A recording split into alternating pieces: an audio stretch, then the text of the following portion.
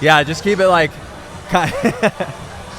keep it like kind of close. Okay. Yeah. So one of my buddies, he like, he's a musician, and he like got signed Universal Motown. Nice. But he told me You said Motown? Yeah, Motown. Oh, sick. Yeah. So he's an actual musician. He's a real musician. Yeah. Before Motown crashed, but dude, that was years ago. Are you an old Seenie Weenie type of dude?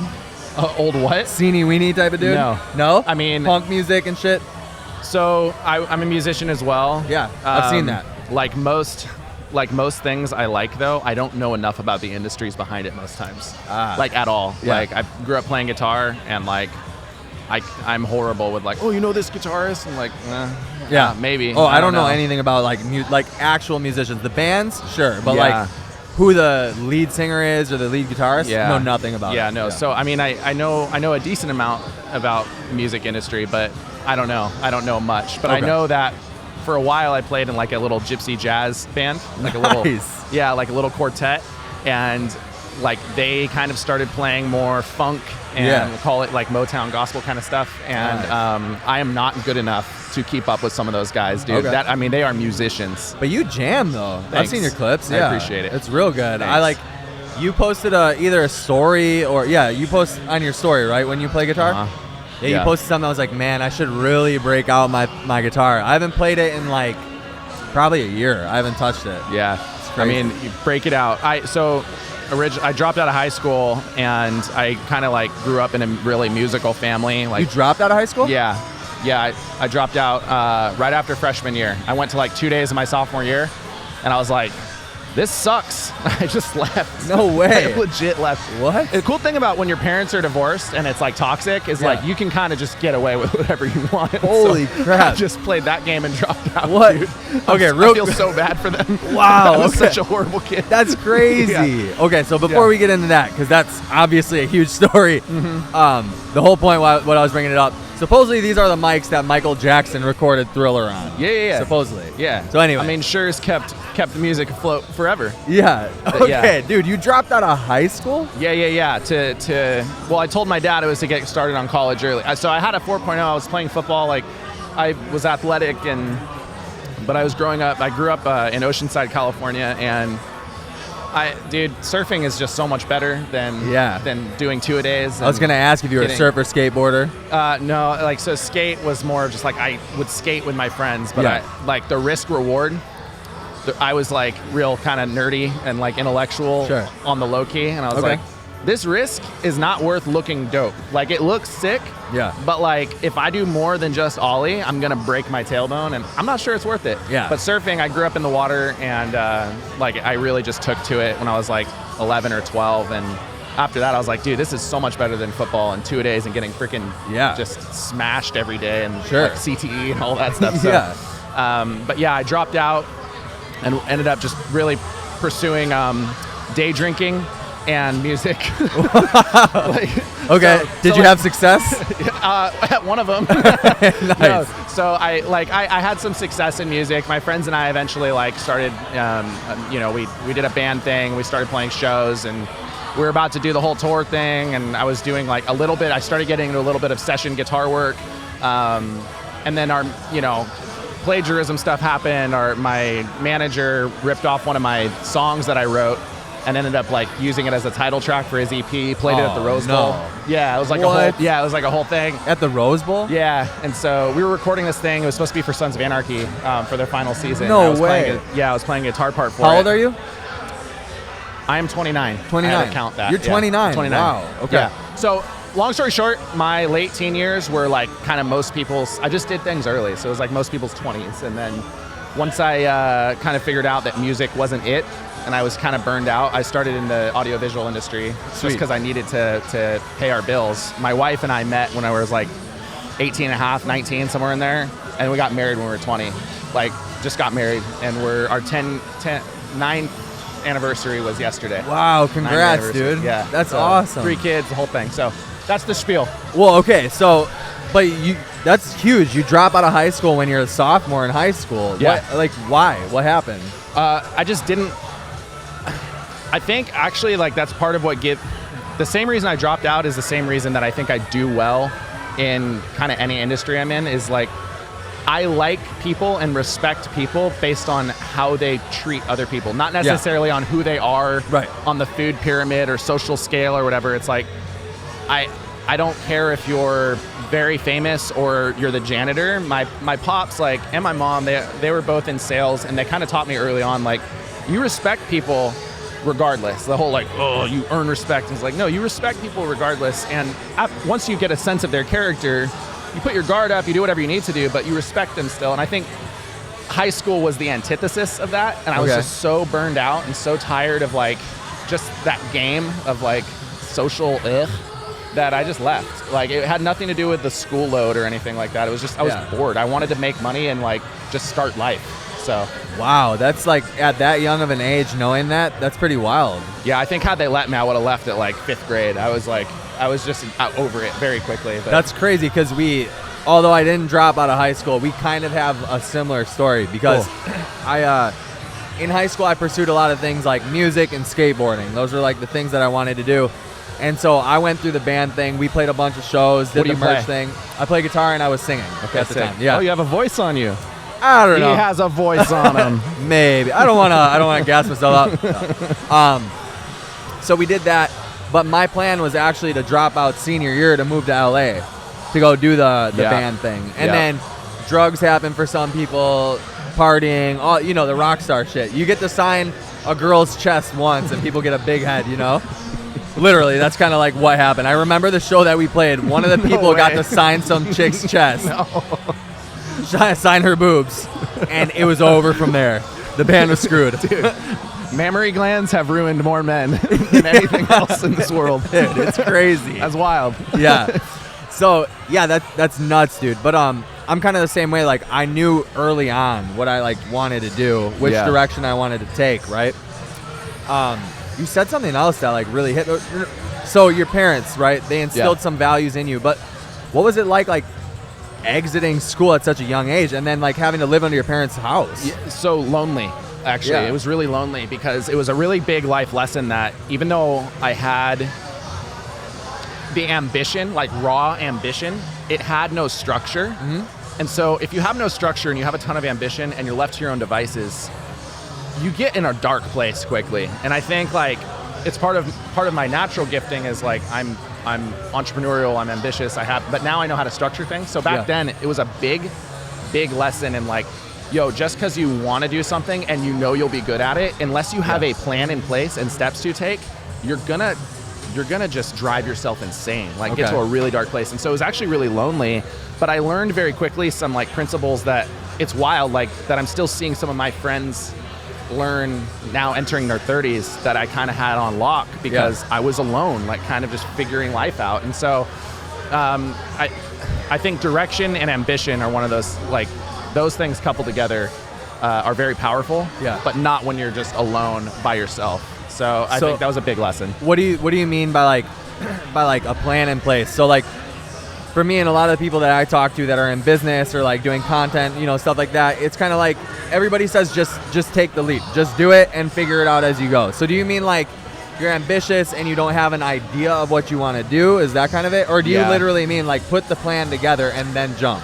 I think both are okay if the context is you have a community around you that holds you accountable to just taking care of yourself. They keep an eye on you. And that was one of the bad things that I did after I dropped out, I think, was I kind of just started living like a lot of like false lives because I was embarrassed. I was like, oh man, like the rigor lesson was that time goes on no matter what. Yeah. And so once I hit 17 and I didn't actually do the college thing and I didn't actually do really the musician thing as hard as I should have. Yeah. I didn't spend as much time producing or whatever that I wanted to.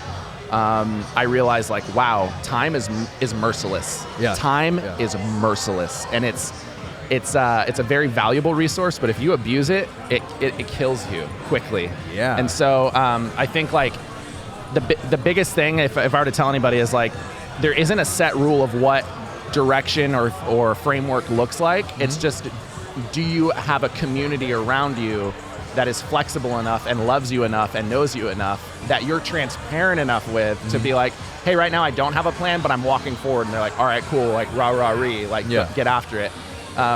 but I don't think there's a set like framework of like, should I know exactly what I'm going to do and jump in, or should I just take the leap? Like I've had both work in my life. Yeah.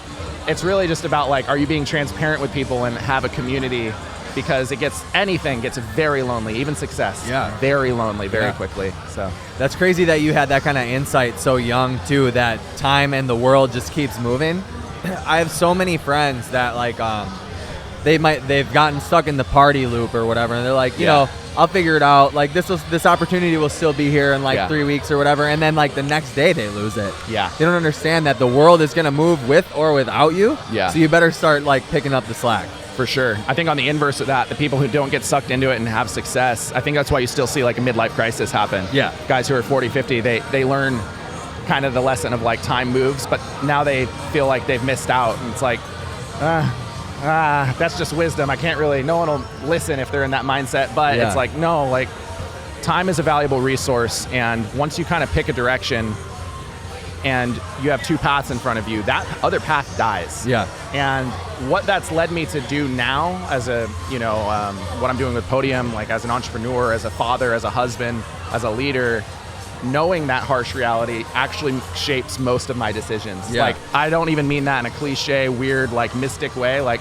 genuinely, that framework of thinking steers most of my decisions. No, I mean, same actually. So like, I have a gym, I'm getting rid of it, but I realized that it's like not what I want to be doing, I didn't know you had a gym.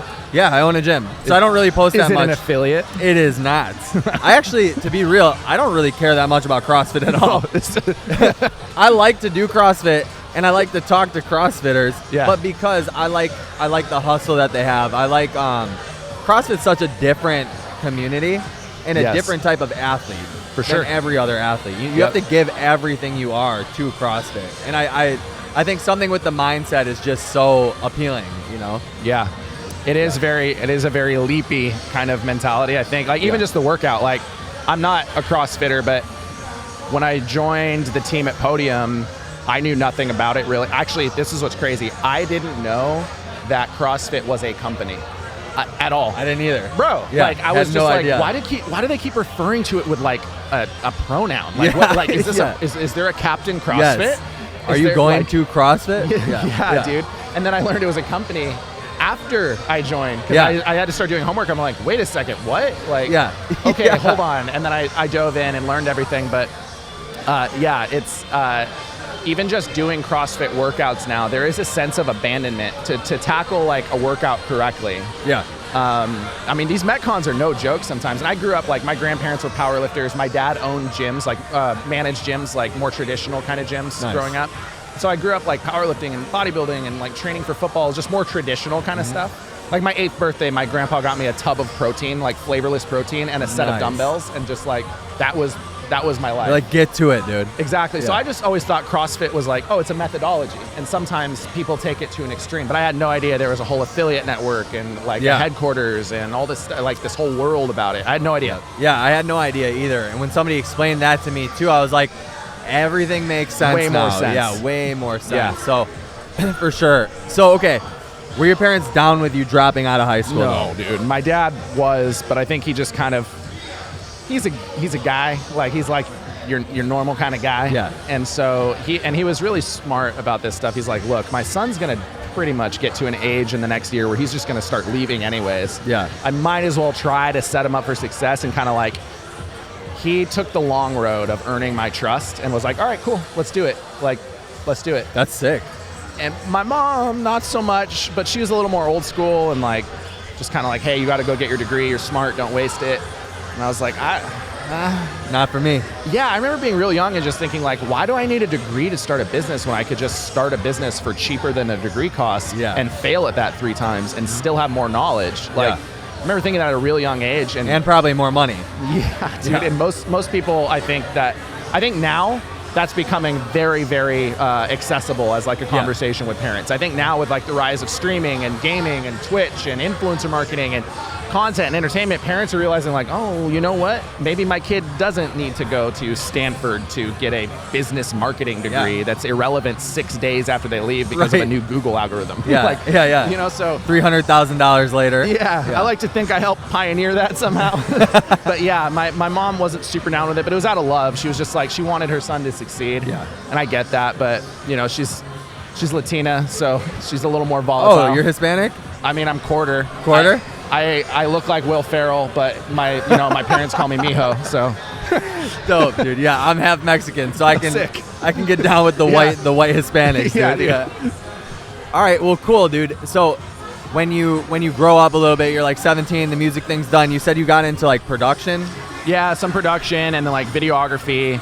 I was always just really into art, but I never considered myself like a creative or like really any clique. Like I played football, but I wasn't like a jock. Like I surfed, but I wasn't like, oh, Rasta, like, oh, you know, like I was just kind of around. But yeah, I got into some production for music, production for video, and that was kind of like my first business actually. It was on Craigslist. At the time, my dad and I had to move into this house, and the whole basement was converted into a music studio. Wow. And they had, I mean, I don't mean like a cheesy thing with like Ableton and like a $20 Scarlett mic. Yeah, I mean like it was a studio, dude. Like, damn. Yeah. You're running Pro Tools. No, dude, it was actually like a Cubase software, but it was like everything was, I mean, it had a full drum set kitted up. It was like, we had like I think it was like a 64 channel mixer. Like, wow. The whole thing was dialed, it was soundproofed, it was great. And so I started helping my uncle produce and record some people, and I was like, I should just put an ad on Craigslist. Again, I was lonely. I was at the house all day by myself. I'm like, I need to make some money. Yeah. And I don't want to keep working at freaking Starbucks. I had like 36 jobs by the time I was like 20. I'm sure you did. I would go for like 2 weeks and be like, this sucks. Like, I'm out. And it wasn't laziness. It was just like, you guys do things badly. And they're like, you're a barista. Shut up. I'm like, that's fair. Just leave.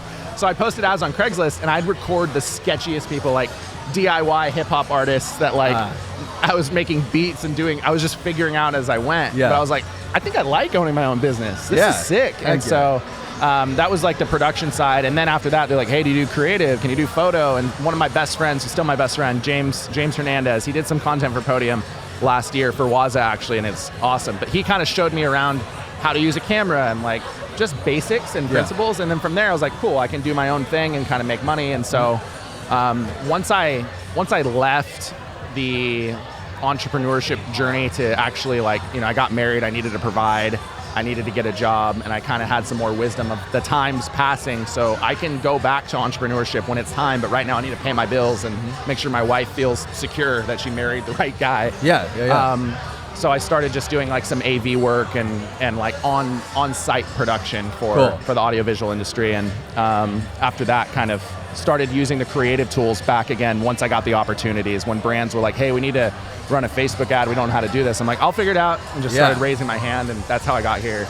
So is that like how you kind of got in the doors that you've been in? Is you're just like, hey, I'll help you out, and then you figure it out as you go? 100%. So I got an opportunity to work at a warehouse for this company called Rinse Kit, and it was in 2015. What was it called? Rinse Kit. What is that? It's out of Carlsbad, California. It was a portable pressurized shower. It hooks up to like a hose spigot, and it keeps that pressure stored in the tank.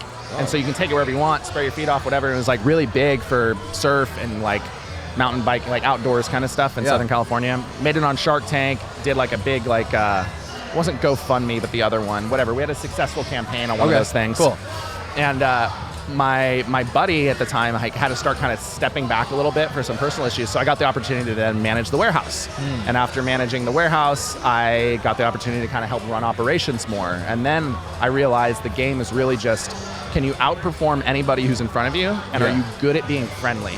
And if you have those two things, you can conquer the world, dude. Like, if you're able to judge character, have the right friends, and hold them accountable, and be just willing to learn constantly, you'll kill it. And so I was able to like figure that out early, thank God, and kind of found myself in more and more roles. So after I left Rinse Kit, I got picked up by this fishing company, and they're like, hey, we need someone to run e-commerce, and we'll pay you more. And I'm like, done. Give me YouTube for 3 days, and I'll figure it out.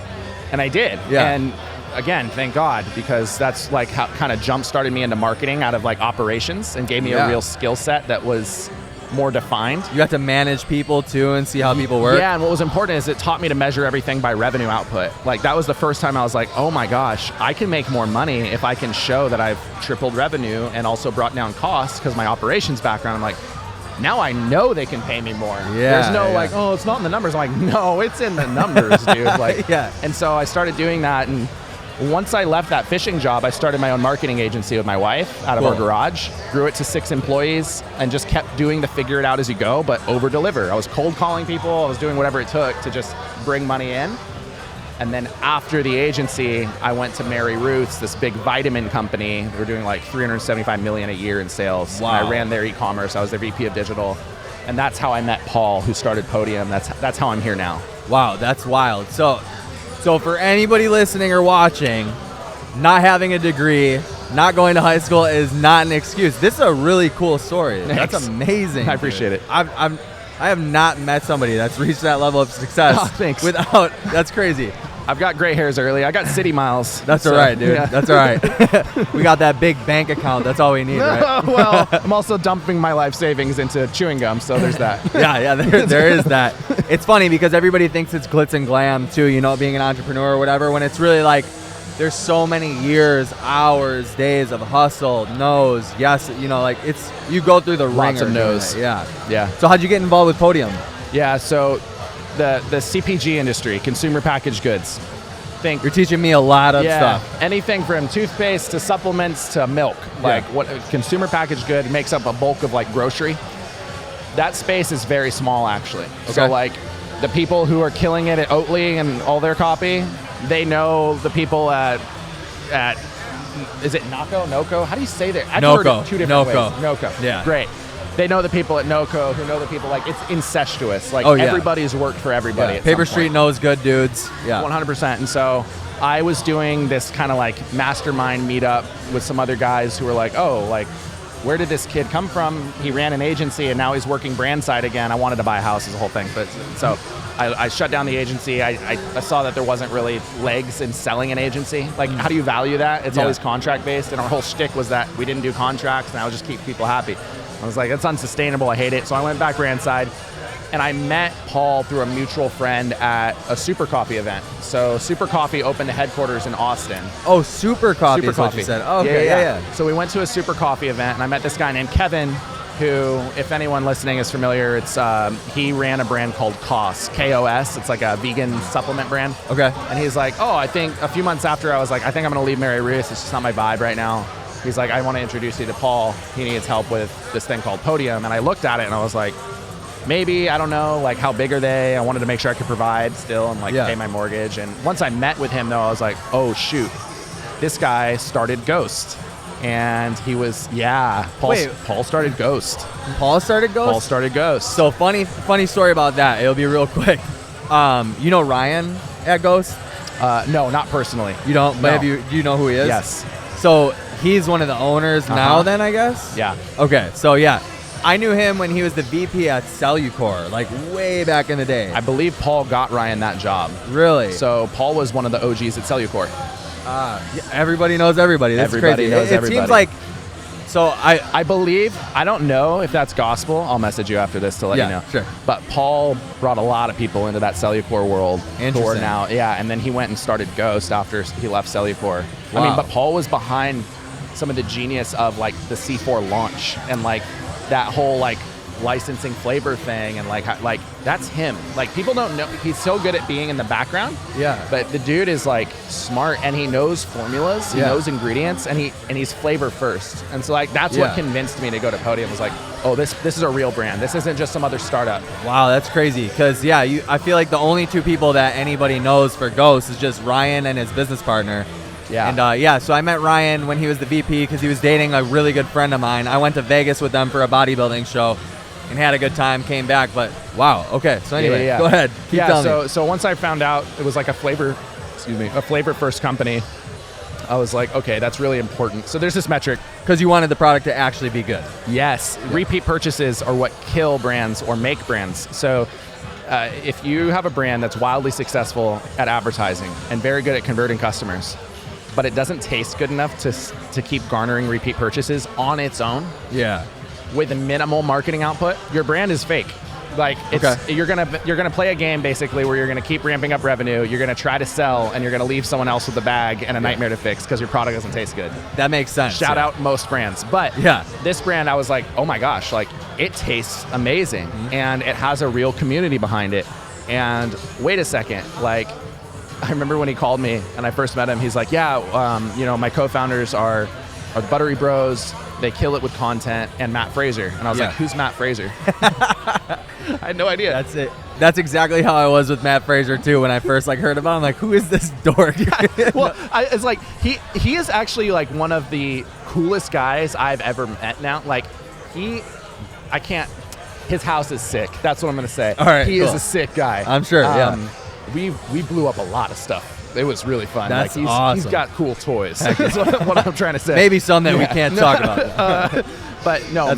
Matt's an amazing guy. The Buttery Bros are sick. And so, but when I joined, I was like, I need to figure out who these guys are. Yeah. Again, I didn't know anything about CrossFit. So, but since I've joined, I've kind of taken like all that knowledge from the marketing agency and like how to be scrappy, and then all of the big business side from Mary Ruth's, and I'm kind of combining those two veins now. And so, everyone in this company is putting in an insane amount of work. Like we are outputting like crazy, but a lot of what we're doing right now is like it's really growing because we all have past like history in this industry, and we paid our dumb taxes with other brands. And so now we're coming into Podium, and we have like a really good record of like successful campaigns. Like we mostly hit home runs, and that's like what I kind of keep trying to encourage our team is like, when it's time to reinvent the wheel for certain things, let's be balls to the wall aggressive. But when it's not, it's like there's a playbook. Let's follow the playbook, and it will grow. It's just keep doing what you've been doing. Honestly, it comes down to like, does your product taste good? Is it affordable to your demographic? And are you entertaining? Yeah. Like those are the three things that'll make or break you. So how do Matt Fraser and the Buttery Bros get involved with the brand? Mutual friend of Paul. When Podium first started, introduced all of them, and it made sense. Once they knew Paul's background of like, the biggest thing for like creative partnered brands, like when you're a creator, man, like if you make the wrong partnership and someone labels you as inauthentic, that's a huge risk. And so kudos to them for doing diligence on Paul and being like, okay, who is this guy? Like we're gonna put our name behind this, and really, we want it to be real. We don't want to be like fake, like I love Podium, and like they're really just not drinking it and like they don't care and they're posting. Like that's a money grab, that's a rug pull. It's NFTs in 2020, you know what I'm saying? And so they all did Jake diligence. Paul, Logan Paul. Yeah, dude. They all did diligence, and it made sense. They really liked and respected how well educated Paul was around formulas. And once they got together and realized that there was some synergy on the content side and like serving the CrossFit community correctly, and that no brand really built itself within CrossFit to serve CrossFit.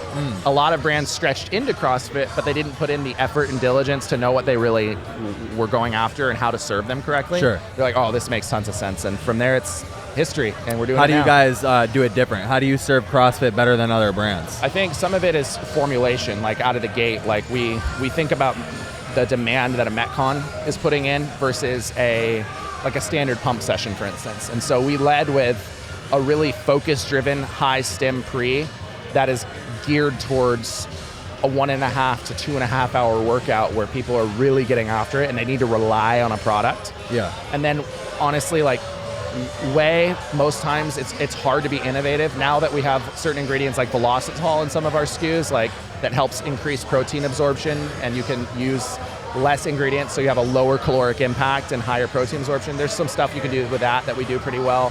And then our Hydro Salt is like, there's a reason it's our best seller. It's electrolytes and BCAAs. Like replenishment is a huge aspect for CrossFit that I think a lot of other athletes don't recognize. Like any Metcon, I'm probably losing 5 pounds of sweat, dude. Like it's brutal. They need the electrolytes. And you're tearing down muscle quickly. And like the next day you're gonna go train again. And so replenishment was a big deal. So how do you keep track of like knowing that CrossFit is your demo?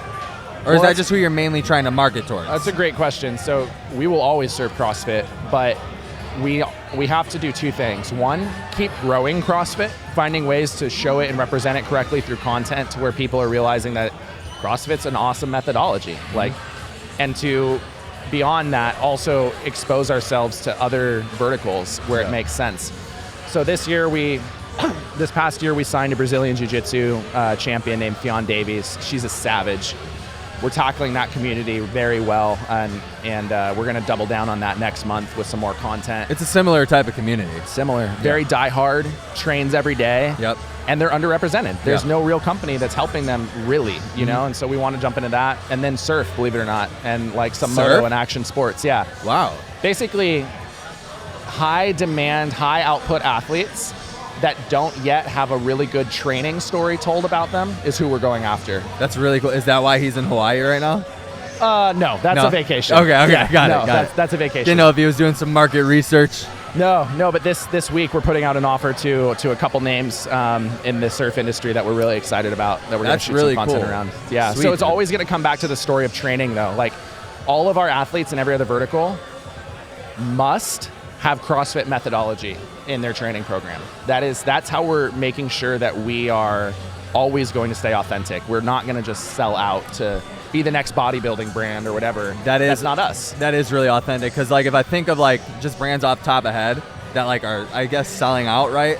Like Gymshark for me is kind of like, you guys started in the aesthetic bros like bodybuilding space, and now they're branching.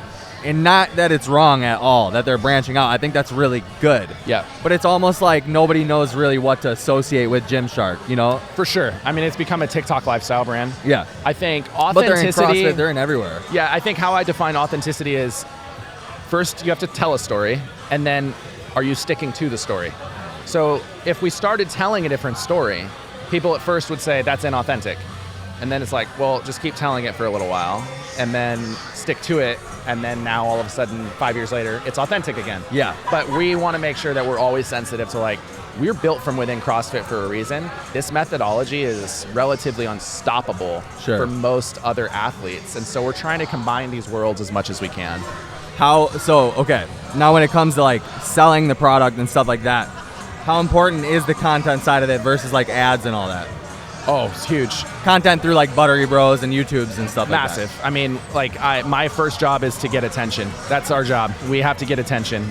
So entertainment. Like that's why, I don't know when this is dropping, but like we just filmed with a bunch of gold AK47's and a Lamborghini and a mansion, and like we just did this whole shoot for Miami this week. No way. Absolutely psychotic. Like I take it personally when people are like, Liquid Death is genius. I'm like, they just don't say no to their marketers. Their marketers have ideas. They don't say no. That's the genius. The genius is in the leadership. Yeah. But the idea is, I'm like, it's old lady skateboarding. Jackass did that 10 years ago. Yeah, It's funny. Yeah. Like, I'm not putting him down, but I'm like, I take it personally. I'm hyper competitive. So I'm like, all right, how can I get better attention? Like, how can I, on a smaller budget, be more entertaining? Well, I'll drop this ASAP if you want. So content is like crucial. And if we're talking like actually marketing like terms, like, our cost per acquisition is significantly lower than any other company I've been with in the past, including high grossing companies, because we lead with entertainment first, and we stick to that so authentically that when people see an ad from us, it's a very quick conversion. That's cool. Yeah, you're earning trust through entertainment. Yeah. Totally, dude. That's amazing. I love that. All right, dude. Well, cool. Tell me a little bit about Buddies. Tell me a little bit about your brand. Yes. So savings account gone. Yeah. But I'm stoked. So Buddies is kind of the product of, wow, I miss owning my own businesses. I'm really good at marketing and selling things online and in retail. Why am I not doing something on my own, right? And it's like, really, it's because money. Like, it takes a lot of startup funds to really tackle a market correctly. And like, kudos to the brands who are out here this week that I've never heard of before, who have tents in the back and they're hustling. Like, it is hard to start something bootstrap. And so luckily I had like a decent little nest egg, and I've been dumping that. It's actually savings from our last business when I shut it down. And so I've been dumping that into building new chewing gum formulas. So stick format, same as like 5 gum, same price as 5 gum, just naturally sweetened. Nothing like artificial in it. The only thing, like the sugar alcohol we're using is xylitol, which is like a dental one. It makes sense, it's in every chewing gum. We've got 3 flavors. I own the formulas, and then I made them a little bit like microdosed with active ingredients like electrolytes, vitamin D, ashwagandha. But it's very microdosed. So It's basically, it's like, if you're already going to chew a gum, why not have it be healthy, still taste phenomenal, right, and have a little extra bonus that you're not really like, it's not interrupting the flavor. You're just like, oh, there's ashwagandha in this, sick. It's not like those other natural gums, though, where the flavor's gone in 3 seconds, is it? Correct. All right, love that. Yeah. Because I'm all about I try not to eat the stuff with aspartame and all that, you know? It's tough, dude. Like, our country is flavor-led, right? And so Mary Poppins says it best. A little bit of sugar helps the medicine go down. Like, a little bit of sucralose helps you actually meet your macros. Like, we're going to complain about that. Yeah. If you're an all-natural guy and that's where you live and die, like, fine, cool. Yeah. Like, not every brand's for you. But for buddies, I wanted to make sure that I could do my best to be as universal as possible, because 50% of the population in the U.S. chews gum. It's like gum is a kind of a commodity. Yeah. And so there's 3 big players in it that are huge global corporate brands, and they own all the brands you can think of. I'm like, well, that's ripe for disruption. Like, there's nothing new in chewing gum. This is a fun story, especially if I sell it conveniently, right? Yeah. Like, the same price and format as 5 or extra. That way, you're not having to like teach people like a new format. So there's other functional gums that are like hyper functional, like 150 milligrams of caffeine. Like, the nootropic that's ones. That's a lot of caffeine. Yeah. You're gonna have diarrhea on the way home from work. Like, that's a lot. Can't have more than 1 stick a day. Yeah, and if a 4-year-old kid chews on it, like, what happens then? Yeah, oh yeah. And so I wanted to make a universal product, because gum is universal, that met and checked all those boxes. So I own the formulas, and I've dumped my money into now producing it. So the other differentiator is that, like, I will own the factory that produces our stuff. I'm not going through a co-manufacturer. That's dope. Yeah, we're almost done building it. Almost. Power moves, dude. Good Power for you. moves, Congrats. Yeah, thanks. Sweet, man. Well, hey, I really appreciate you taking the time to sit down with me and do this podcast. Plug anything that you want to plug. I love you, Rachel. That's my wife. There you go. I miss you. That's awesome, too, that you've been married since 20 years old. Yeah. That's a big decision so young. Yeah. Sweet, bro. Yeah. Cool. Thanks, well, dude. Hey, yeah, thanks so much. Like, subscribe, do all that. We'll talk to y'all in the next one. Sick. Dude.